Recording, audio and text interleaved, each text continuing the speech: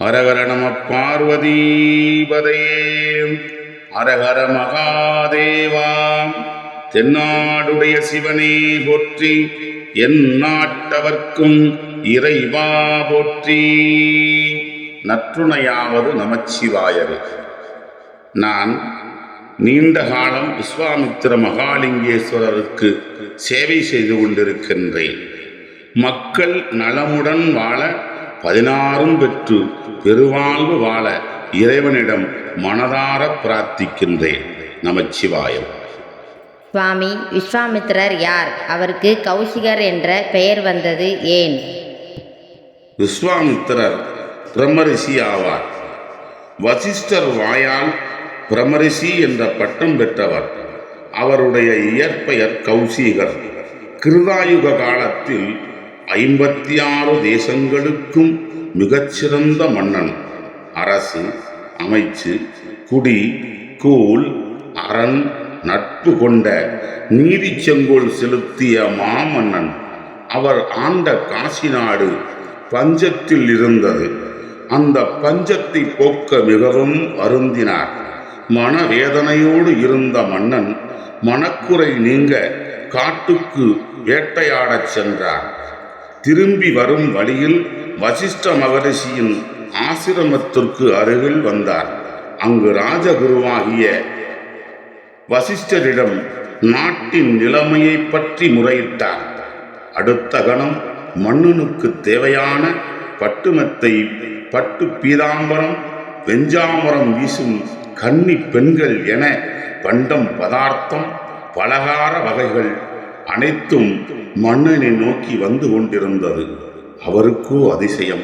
முன்னறிவிப்பின்றி இது எப்படி சாத்தியம்? இவை எப்படி உடனே செய்ய முடியும் என்று வசிஷ்டரிடம் வினவினார். உடனே வசிஷ்டர், எம்மிடம் நந்தினி என்ற பசு உள்ளது. காமதேனு என்ற இந்திரலோக பசு கிடைக்க இந்திரனை நோக்கி தவம் செய்தேன். இந்திரனோ காமதேனுவின் மகளாகிய நந்தினி பசுவை என்னிடம் தந்தார்.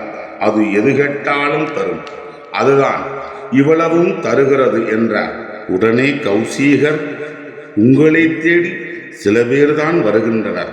அவர்களுக்கு மட்டும் உதவும் இந்த நந்தினி பசு. ஆனால் என்னிடம் அந்த பசு இருந்தால் நம் நாட்டின் பஞ்சம் பசியை போக்கலாமே என்பார். நான் தரமாட்டேன் என்று வசிஷ்டர் சொன்னவுடன் கௌசிகர் தனக்கே உரிய ரஜோகுணத்தில் கோபம் கொண்டு தனது சேனைகளை வரவழைத்து பலாத்காரமான முறையில் காமதேனுவை அரசவைக்கு இழுத்துச் சென்றார். அந்த பசு வசிஷ்டரின் சாபத்திற்கு பயந்து கவுர் அருந்து மீண்டும் வசிஷ்டரிடமே வந்தது. சுவாமி, திரிசங்கு யார்? அவர் பெயரில் சொர்க்கம் உருவாக காரணம் என்ன? பசுவை இழந்த மன்னன், மக்களை காக்காத மன்னன் பதவி எதற்கு என்ற மனவேதனையில் பதவியை துறந்து தனது ராஜ கிரீடத்தை சிம்மாசனத்தில் இறக்கி வைத்துவிட்டு தனது மனைவி குமுதவெள்ளியுடன் 2 மகன்களையும் அழைத்து கொண்டு துறவரம் கொண்டார். தவச்சாலையை உருவாக்க நீண்ட வனத்தில் நடந்தார்கள். பாதித்தூரம் சென்றபொழுது மனைவி மக்களையும் நடுவழியில் எப்படியாவது உழைத்து வாழுங்கள் என்றவாறு தனியே விட்டு சென்று காட்டில் தவம் செய்தார். ஒரு நாள் மனைவி மக்களை பார்க்க வந்தார். மனைவி மக்களோ நல்ல வாழ்க்கையாக வாழ்ந்து வந்து மனம் மகிழ்ந்தார்.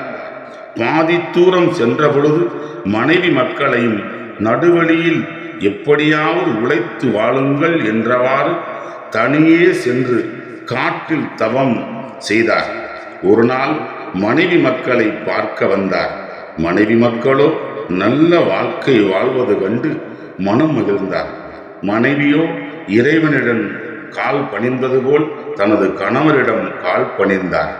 இது எப்படி சௌகாரியமான வாழ்க்கை வாழ்கிறீர்கள் என்று மனைவியிடம் வினவினார். உடனே அந்த அம்மையார், காட்டில் ஒரு கருணாமூர்த்தி வாழ்கிறார். அவர் பெயர் திரிசங்கு. அவர்தான் எங்களை வாழ வைக்கிறார் என்றவுடன் கௌசிகர், அவரை நான் பார்க்க வேண்டும் என கேட்டவுடன் திரிசங்கு நேரில் வருகிறார். அவரின் நற்குணங்களை அறிந்து காசி சிம்மாசனத்தில் அமர வைத்து மன்னனாக்கி மீண்டும் தவம் செய்ய சொல்லுகிறார். திரிசங்கு கௌசிகர் வாக்குக்கு இணங்க நீதி செங்கோல் செலுத்தி மக்களை காத்து வருகிறார். நாட்கள் நகருகிறது. பிறவி பிணி மூப்பு சாக்காடு நெருங்கும் காலத்தில் கூனி கிளப்பருவம் ஏதும் காலத்தில் தனது மகனை பொய் சொல்லா அரிச்சந்திரனுக்கு முடிசூட்டி விட்டு கௌசிகர் தவச்சாலை நோக்கி நடக்கலானார். திரிசங்குவை பார்த்த கௌசிகர் தங்கள் வருகையின் நோக்கம் என்ன என்று கேட்டார். நான் உங்களால் நற்கதி அடைந்தேன். உங்கள் மனைவி மக்களை காப்பாற்றி நாட்டு மக்களையும் நலமுடன் காத்து என் மகன் அரிச்சந்திரனுக்கு முடிசூட்டு வைத்துவிட்டு நான் இங்கு வந்தேன் என்றார். பிறகு என்ன வேண்டும் என்று கௌசிகர் கேட்டார். திரிசங்குவோ எனக்கு உடலுடன் சொர்க்கம் செல்ல ஆசை என்றார். அப்படியே ஆகட்டும் என்றவாறு புஷ்பவாகனம் ஏற்பாடு செய்து சொர்க்கத்துக்கு அனுப்பினார். அங்கு இந்திரன் அவரை ஏற்கவில்லை. அந்தரத்தில் தொங்குகிறார். அதை தவத்தில் அறிந்த கௌசிகர் தனது ஜீவ ஆதாரமாகிய தவ வலிமையை இழந்து திரிசங்கு சொர்க்கத்தை உருவாக்குகிறார். அதன் பெயர்தான் திரிசங்கு சொர்க்கம். சுவாமி, விஜயாபதிக்கு விஸ்வாமித்திரர் விஜயம் செய்ததன் காரணம் என்ன? விஜயாபதி என்றால் வெற்றி என்ற பொருள். அதிலே ஜெயம் அடங்கி இருக்கிறது. விஸ்வாமித்திரர் விஜயம் செய்ததனால் அந்த ஊரின் பெயர் விஜயாபதி என்ற பெயர் வந்தது. திரிசங்கு சொர்க்கத்தில் இழந்த சக்தியை மீட்கவே விஜயாபதிக்கு வந்தார் விஸ்வாமித்திரர். சுவாமி, ராமலட்சுமணர்கள் ஏன் இந்த கோவிலுக்கு வந்தனர்? தை மாதம் தைப்பூசத்தன்று அன்னை பார்வதி தேவி பரமேஸ்வரரையும் பிரதிஷ்டை செய்து வழிபட்டு வந்த விஸ்வாமித்திரர் ஹோமகுண்டம் அமைத்து தவத்தை தொடங்கினார். அந்த தவத்தை கலைக்க தாடகை என்ற அரக்கி இடையூறு செய்து கொண்டே இருந்தாள். அந்த தாடகையை அழிக்கவே ராமலட்சுமணர்களை அயோத்தியா பட்டணத்திலிருந்து தசரதன் அனுமதியோடு ராமலட்சுமணர்களை அழைத்து வந்து தாடகையை வதம் செய்து வீழ்த்தினார். தாடகையோ பிராமணர் குடும்பத்தை சார்ந்தவள். பிரமதேவருடைய அருளையும் பெற்றவர், வரத்தையும் பெற்றவள். ஆதலால் ராமலட்சுமணர்களுக்கு பிரமகத்தி தோஷம் பிடித்தது. அந்த பிரமகத்தி தோஷம் நீங்க நவக்கலசம் வைத்து அதில் நாள் நட்சத்திரம் கோள்களை வயப்படுத்தி பிரமகத்தி தோஷம் நீக்கினார். பிரமகத்தி தோஷம் வினாக 64 வகையான தோஷங்களும் நீங்க பெற்றனர்.